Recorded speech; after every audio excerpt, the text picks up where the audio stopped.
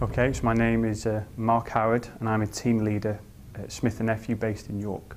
So my work is the early stage of product development with the medical devices that we use every day. My role is the creation of and the generation of those ideas through to prototypes ready for clinical trials. My background now is regenerative medicine and adult stem cells. We all have this inherent capability to heal ourselves. And companies like the one that I work for and plenty of others are moving away from metal implants alone to more biological solutions. We have this amazing cell within us that can heal and restore and regenerate tissue. And we're just learning how to work with it to be able to get better repair, so we don't need these metal implants. So it's a really exciting time and will be for a good while, yes. When I was at school, I never really did that well. I did okay, but I struggled in remembering a lot of information and then trying to regurgitate in exams. I kind of did okay.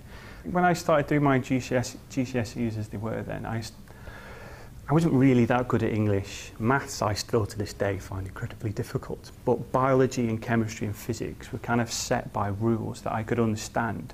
And it wasn't a question so much of learning all this information, but if you understood the rules, you could apply it. And I found that, gosh, of all the things that I could do, this is the easiest and makes the most sense.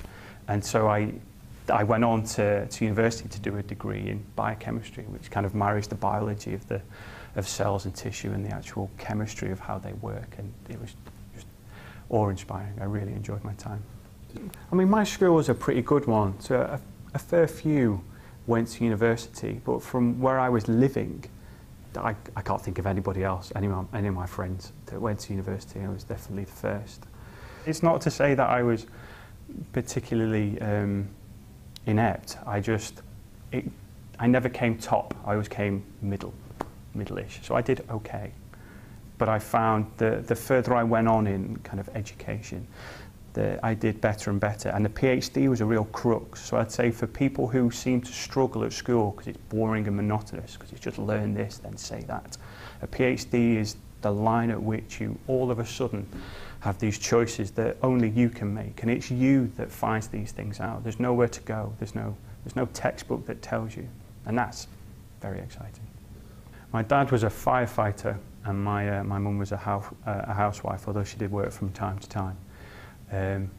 But my dad is quite a funny guy because he gets really inspired by talking to me about the science. I think in another life, if he had the opportunity, he would have made a very good scientist. One thing that he did give me, and my family as a whole, was a real thirst for knowledge. That as opposed to just, if I said why, they never said, well, just because. My dad generally said, well, look it up. And we did. And that appetite, that learning, stuck with me to this day. I think my parents got a lot of stick maybe initially because I was off to university and la-di-da.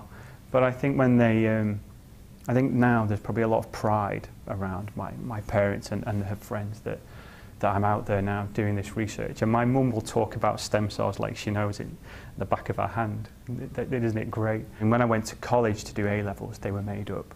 Then when I went to do a degree, they were even more made up. And now doing a PhD, my mum calls me Dr. Howard to anyone that'll listen. And I think that's really nice. I find that